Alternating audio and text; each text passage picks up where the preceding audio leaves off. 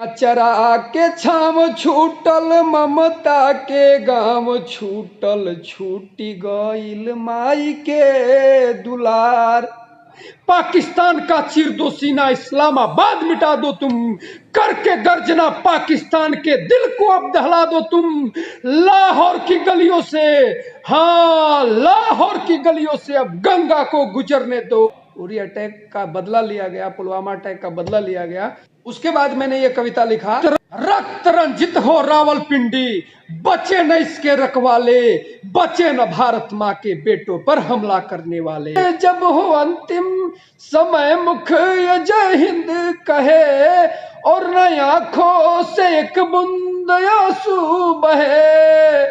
दिल ये धड़के तिरंगा कफन के लिए, दिल ये धड़के तिरंगा कफन के लिए। नमस्कार दोस्तों, मैं हूं पल्लवी राय और आप देख रहे हैं भारत एक नई सोच। आज हम आपको मिलाएंगे मनीष तिवारी जी से, जिनका उपनाम है मनी टैंगो। इनका ये नाम उपनाम क्यों है, ये भी बातचीत की जाएगी। सबसे पहले मैं बता दूं कि ये भारतीय सेना में अभी हैं और एक सैनिक से आज हम आपकी मुलाकात करेंगे। ये सैनिक तो हैं ही, लेकिन ये एक बहुत अच्छे कवि भी हैं। ये भोजपुरी में और हिंदी में बेहतरीन कविताएं लिखते हैं।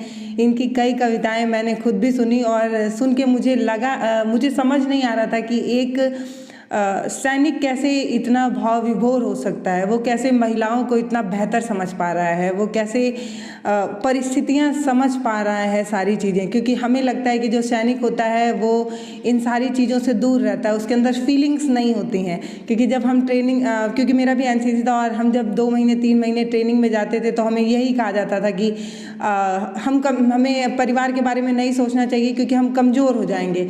तो आज हम बात करेंगे मनीष जी से। मनीष जी, आपका बहुत बहुत स्वागत है। जी नमस्कार। बहुत अच्छा लगा कि आपने सैनिक को एक ऐसा तरह से समझा है कि सैनिक सिर्फ संगीन ही नहीं, सैनिक कलम भी उठा सकता है। सैनिक सिर्फ हथियार ही नहीं, कलम उठा सकता है। और तब मेरे दिमाग में आया कि जब कुछ रास नहीं आए, जब कुछ रास नहीं आए, तब मैं खुद को समझाता हूँ। करुण हृदय होता है फिर भी मंद मंद मुस्काता हूँ। भारत माँ का बेटा हूँ, बस जय हिंद गाता हूँ। अच्छा मनीष जी, मेरा एक सवाल जो सबसे पहले आपसे ये है वो ये कि आपका उपनाम मनी टैंगो क्यों है? ये क्या है, ये आपने अपना उपनाम क्यों बनाया? जी आपने एक फिल्म देखा होगा, टैंगो चार्ली। तो उसमें जो टैंगो होता है, टैंगो का मतलब होता है तरुण और चार्ली का मतलब होता है चौहान। तो मेरे मनीष में से मैंने मनी अलग किया और तिवारी में से टी उठा के थोड़ा सा एक अलग तरीके का नाम दिया। चूँकि लोग कवियों को सिर्फ निराला और एक अलग ही दिनकर इस टाइप से उपनाम देते हैं, तो मैंने सोचा कि कुछ अलग किया जाए, तो मनी टैंगो ट्रेंड बदलने की कोशिश की जाए। क्योंकि मैं लिखने का सिर्फ एक मकसद रखता हूँ और इस सारे मकसद का मैं सिर्फ एक 4 लाइन में ये आपको बताना चाहूँगा कि हर लफ्ज़ इस जुबां का है माँ को समर्पित, हर कतरा मेरे खून का है माँ को समर्पित, मिटा देंगे दुश्मन के नामों निशानी, समर्पित है माँ को ये मेरी जवानी, समर्पित है माँ को ये मेरी जवानी। बहुत बेहतरीन। संगीन बहुत हथियार वाला जिंदगी हो चाहे कलम वाली जिंदगी हो, दोनों में माँ भारती को समर्पित है। बेहतरीन। अच्छा, मैं आपसे एक कविता सुनना चाहती हूँ जो आपने लिखा था वतन के लिए। क्योंकि आप एक सैनिक हैं तो आप वो कविता मैं चाहूँगी कि आप ज़रूर सुनाएं और उस कविता से फिर मैं चाहूँगी कि लोग कमेंट करके अपनी भावना भी व्यक्त करें। लोग बताएं कि वो उस कविता से कितना जुड़ पाए और जब ये कविता सुन रहे हैं तो आपके जहन में कौन सी बात आ रही है। तो सर वो कविता शुरू किया जाए। देखिए वो कविता जब मैंने लिखा था तो मैं ये सोचा था कि एक जो फौजी है या एक जो सैनिक है, चाहे वो किसी भी वर्दी में है, तो उसका देश के प्रति कैसा भावना है, वो क्या चाहता है, उसकी इच्छा क्या है। तो मैं सोचने लगा कि मेरी इच्छाएं क्या क्या है, मैं क्या चाहता हूँ अपने देश से, अपने वतन के लोगों से, या पूरी ज़िंदगी में मेरी उपलब्धि यदि मैं गिनना चाहूँगा तो मेरी उपलब्धि कैसी होनी चाहिए। मैं इस चीज़ को एक तरीके से रख के मैं लिखने का कोशिश किया, और शायद वो कविता मेरी सबसे अच्छी कविताओं में से एक कविता है। यदि उसको आपने मौका दिया है यहाँ पे सुनाने का, तो ये मेरे लिए बहुत गर्व की बात है। कविता का शीर्षक है वतन के लिए। सुनिएगा कि ना ही धन के लिए ना दुल्हन के लिए, ना ही धन के लिए ना दुल्हन के लिए, ना भवन के लिए ना आभरण के लिए, ना भवन के लिए ना आभरण के लिए, जब तलक सांस सीने में चलती रहे, जब तलक सांस सीने में चलती रहे, तब तलक दिल ये धड़के वतन के लिए, तब तलक दिल ये धड़के वतन के लिए। जब जरूरत पड़े तो कफन बांध कर कूद जाऊं मैं रण में सीना तान कर, शाम सरहद की जब भी पुकारे मुझे, शाम सरहद कि जब भी पुकारे मुझे, धड़के दिल ये वहाँ आक्रमण के लिए, धड़के दिल ये वहाँ आक्रमण के लिए। और समर्पण का भाव कैसा है, माँ भारती को समर्पण का भाव क्या है वो सुनिएगा कि जो मेरे रग में दौड़े वो अर्पित तुम्हें, जो मेरे रग में दौड़े वो अर्पित तुम्हें, लाल का तेरा सब कुछ समर्पित तुम्हें, जब हो अंतिम समय मुख ये जय हिंद कहे, और नई आंखों से एक बूंद आंसू बहे, दिल ये धड़के तिरंगा कफन के लिए, दिल ये धड़के तिरंगा कफन के लिए, जब तलक दिल ये धड़के वतन के लिए। गर्व से सीना चौड़ा मैं करके कहूँ, हर जन्म इस वतन में मैं पाता रहूँ, गर्व से सीना चौड़ा मैं करके कहूँ, हर जन्म इस वतन में मैं पाता रहूं। मेरे शब्दों की रचना में एक धार दो, मुझको हरदम ये फौजी परिवार दो, है ये रचना समर्पित वतन के लिए, जब तलक दिल ये धड़के वतन के लिए, जब तलक दिल ये धड़के वतन के लिए। जय हिंद। जय हिंद। अच्छा, मेरा अभी ये कविता सुनते सुनते मेरे जहन में एक बात आ रही थी, वो ये कि आप पढ़े तो साइंस साइड से हैं, तो आप हिंदी पे इतनी अच्छी पकड़ कैसे बना पाए हैं? क्या इसके लिए आप अपने परिवेश को जिम्मेदार मानते हैं कि इतनी अच्छी समझ आपके भीतर आई है कि आपको हर मुद्दे पर इतनी अच्छी समझ बन पाई है? आखिर हिंदी पे इतनी अच्छी पकड़ कैसे बनी आपकी? देखिए पल्लवी जी, यदि आप बोलिए कि मैं कविता लिखता हूँ, तो मैं ये मानता हूँ कि मैं कविता नहीं लिखता हूँ, मैं सिर्फ और सिर्फ भाव लिखता हूँ, मैं भाषा नहीं लिखता। यदि हिंदी भाषा की बात की जाए तो हिंदी भाषा में यदि व्याकरण का पूरा देखा जाए तो पूरा व्याकरण के तौर पे मैं अपनी कविता उतना नहीं लिख पाता हूँ। हाँ, यदि भाव की बात कीजिएगा तो पूरी भाव से मैं कविता लिखता हूँ और हिंदी को अपनी माँ मानता हूँ। और विज्ञान और हिंदी की बात आपने किया तो बचपन से ही शौक था, जैसे स्कूल के दिनों में भाषण लिखने का शौक, गाना लिखने का शौक। मेरी कुछ गाना जो भोजपुरी में गाने हैं वो सिंगर लोग गाए भी हैं। अभी एक सरस्वती का वंदना भी लिखा हूँ, वो अभी एक यूट्यूब चैनल से रिलीज हुआ है। तो इस तरह से बचपन से लिखे गाने कई एल्बम बन चुके हैं, आप ये कहना चाह रहे हैं? हाँ, एल्बम भी लगभग तीन चार जो गाने हैं, क्योंकि भोजपुरी में जो वल्गरिटी है वो गलत गंदा गाना गाते हैं, और मेरे पास भी फ़ोन आता है कि भाई एक लिख दो, लेकिन मैं बोलता हूँ कि भाई आप जो गाओगे वो मैं नहीं लिख सकता। मेरी अलग दुनिया है और आपकी दुनिया अलग है। हाँ, आप वो गाइए जो मैं लिख रहा हूँ तो आपके लिए लिखूंगा, ऐसे मैं बोलता हूँ। अच्छा, एक और सवाल मेरा ये बन रहा है कि हम बाहर से ना हमारे अंदर बड़ा जोश आता है जब हम यूनिफॉर्म में किसी को देखते हैं, क्योंकि मैं तो पूरा 8 साल की ट्रेनिंग भी ली हूँ एनसीसी की। तो मतलब हमें सख्त बनना सिखाया गया है, हमें ये कहा गया है कि हर छोटी बात पे रोना नहीं है, हमें ये बताया जाता है कि ये प्यार मोह माया ये सारी चीज़ें सिर्फ दिखावा हैं, इससे कोई लेना देना नहीं है। यहाँ तक ये बताया गया है जब आप सावधान में खड़े हो तो आपको सांप काट के चला जाए लेकिन आपको हिलना नहीं चाहिए। मतलब आपको इतना मजबूत बनने के लिए एक तरफ आप ट्रेनिंग ले रहे हैं, आप सैनिक बन रहे हैं, और दूसरी तरफ आपके हृदय में इतनी गहराई है। मतलब आप महिला पे इतना बेहतरीन लिख रहे हैं, आपने पुरुषों पे भी एक कविता लिख डाली है, तो आखिर आप समझ पा रहे हैं तभी तो लिख रहे हैं। सीधा सवाल तो यही है।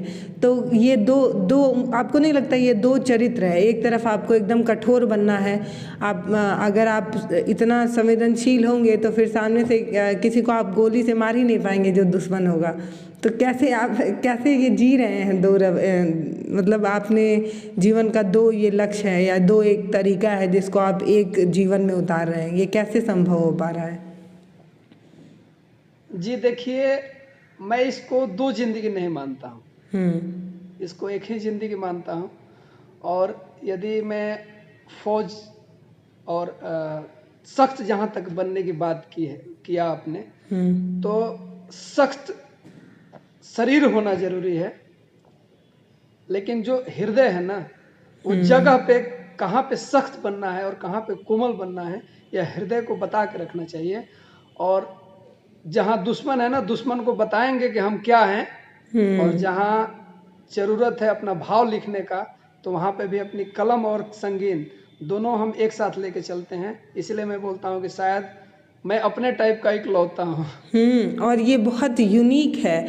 मतलब मैं तो समझ ही नहीं पा रही हूँ कि मैं आपसे सवाल करूँ तो करूँ क्या, क्योंकि जब हम सैनिक की बात करते हैं तो हमें एक धीर गंभीर और चेहरे पे तेज लिया हुआ एक शख्स सामने दिखता है। जब भी आप आँख बंद करके किसी भी सोल्जर या सैनिक का छवि अपने दिमाग में बैठाने की कोशिश करेंगे तो आपको एक लंबी कद काठी का एक एकदम धीर गंभीर और तेज वाला चेहरा नज़र आता है। लेकिन आप एक कवि हैं और कवि को कहते हैं कि वो सरल और सौम्य होते हैं। तो आप कैसे मैनेज कर रहे हैं ये आप ही समझ सकते हैं बेहतर, क्योंकि मेरे समझ से तो बाहर है। लेकिन मैं चाहूँगी कि आप इस चीज़ पे भी एक छोटा सा, अगर आपने कविता लिखी हो तो हमारे दर्शकों को ज़रूर बताएं कि जब उरी और पुलवामा जैसी घटना होती है तो हम जैसे लोग समझ नहीं पाते कि क्या करें। और अगर किसी के परिवार का सदस्य सेना में होता है या वो बॉर्डर पे होता है तो उस पर क्या गुजरती है वो मुझे नहीं लगता है इसको समझने के लिए किसी पोथी पत्रा पढ़ने की ज़रूरत है, क्योंकि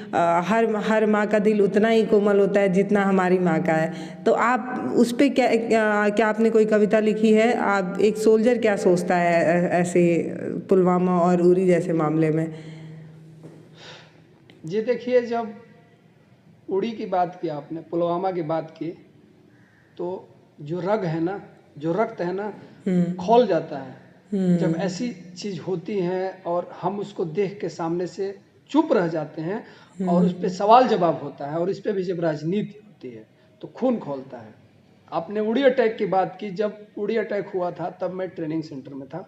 अच्छा। और एक अलग सा जज्बा होता है जब हम ट्रेनिंग करते हैं। सर्विस का अलग तरीका होता है, लेकिन जब ट्रेनिंग करते हैं, और यदि किसी ट्रेनिंग करता है, आपने एनसीसी किया है तो आपको पता होगा, तो एक अलग ही माहौल होता है।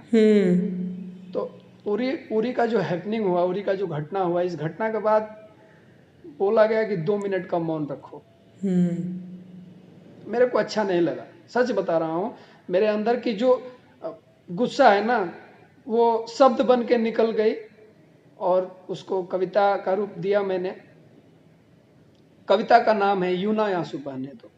मेरे आंख से आंसू निकल गए थे उस कविता को लिखते समय, और जब मैंने सुनाया तो वहाँ पे जितने भी लोग थे सब सोचने पे मजबूर हो गए कि हाँ, कुछ तो है इस कविता में।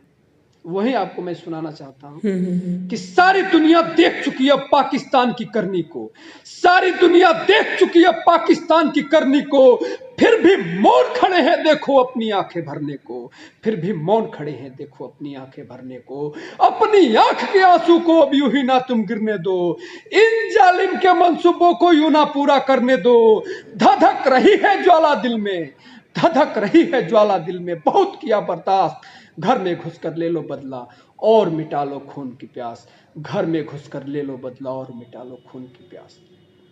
समझौता तो बहुत हुआ, अरे समझौता तो बहुत हुआ, पर हरदम मिला है धोखा, मिटा दो पाक को नक्शे से अब यही है असली मौका, धैर्य को तोड़ अर्जुन ने जब गांडीव को उठाया था, तब अपने भाइयों पर उसने जमकर बाण बरसाया था। भाई का ये रिश्ता तोड़ो, भाई का ये रिश्ता तोड़ो, खून की गंगा बहने दो, मातृभूमि का कर्ज चुकाओ यूं ना आंसू बहने दो, मातृभूमि का कर्ज चुकाओ यूं ना आंसू बहने दो।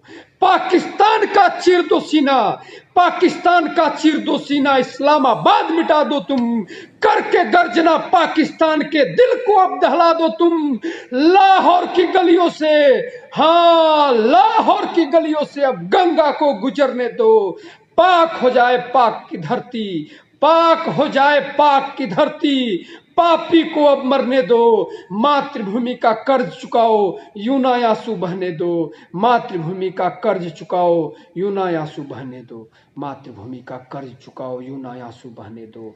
जय हिंद, जय भारत। ये वीर रस में लिखी गई एक ऐसी कविता है जो सोए को भी जगाने के लिए बहुत ताकतवर है। अच्छा, आपने उरी पे लिखा है तो पुलवामा पे भी ज़रूरी कुछ लिखा होगा, तो अगर पुलवामा पे भी अगर आपकी कोई कविता हो तो चाहूँगी दर्शकों के सामने उसे भी रखा जाए। जी, पुलवामा अटैक जब हुआ था तो आपने देखा होगा शायद 14 या 15 फरवरी की घटना थी 14 और फरवरी। रात भर 24 घंटे तक बरसात रुकी नहीं थी। इतना स्थिति खराब था और हम लोग अब वर्दी में है, आप लोग सोचिए कि सिविल में होके भी आप लोगों के अंदर जो गुस्सा है वो फूट जाता है, हम लोग तो वर्दी में है तो हम लोगों का क्या सोच होगा और किस तरह का वही होगा। तो कभी कभी तो ये कविता आपके कोई ऐसे सोल्जर नहीं रहते होंगे जो आपके साथ ट्रेनिंग लिए हों या आपके साथ बहुत अधिक समय तक बहुत अधिक समय ट्रेनिंग पीरियड में या ऑफिशियल पीरियड में रहे होंगे, तो कितना गुस्सा लगता होगा, क्योंकि जब भी आप खाली बैठेंगे तो आपको वही चीज़ें बार बार याद आएंगी कि हम कैसे वहाँ पे ट्रेनिंग समय में कैसे रहते थे, क्या करते थे, तो आपको और ज़्यादा गुस्सा आता होगा। जी जी, इसीलिए मैंने ये कविता लिखा और मैं ये देखा कि उधर अटैक हुआ है और इधर सब लोग एक दूसरे से वो बोल रहे हैं, याचना कर रहे हैं, अमेरिका के पीछे पड़े हुए हैं कि अमेरिका पाकिस्तान को ये कर दो वो कर दो। तो मेरे को लगा कि ये याचना जो हो रही है इस याचना को अब बंद करो, याचना को बंद करके कुछ नया करो। कुछ ही दिन बाद नया हुआ, उरी अटैक का बदला लिया गया, पुलवामा अटैक का बदला लिया गया। उसके बाद मैंने ये कविता लिखा कि याचना नहीं अब युद्ध करो, याचना नहीं अब युद्ध करो, रणभूमि में कूद पड़ो, व्यर्थ न जाए बलिदान, व्यर्थ न जाए बलिदान, अब आतंकी पर टूट पड़ो, याचना नहीं अब युद्ध करो, रणभूमि में कूद पड़ो, याचना नहीं अब युद्ध करो, रणभूमि में कूद पड़ो। हुआ धमाका ऐसा जिससे धरती अंबर रोया है, हुआ धमाका ऐसा जिससे धरती अंबर रोया है, भारत माँ ने अपना 40 बेटा फिर से खोया है, भारत माँ ने अपना 40 बेटा फिर से खोया है। चीख रही है चिता की अग्नि, चीख रही है चिता की अग्नि, प्रलयकारी बन कूद पड़ो, याचना नहीं अब युद्ध करो, याचना नहीं अब युद्ध करो, रणभूमि में कूद पड़ो। जिस माँ ने बेटा खोया है, जिस माँ ने बेटा खोया है, अब ममता उसकी बोल रही, बिना नई नवेली दुल्हन अपनी चूड़ी कंगन तोड़ रही, नई नवेली दुल्हन अपनी चूड़ी कंगन तोड़ रही।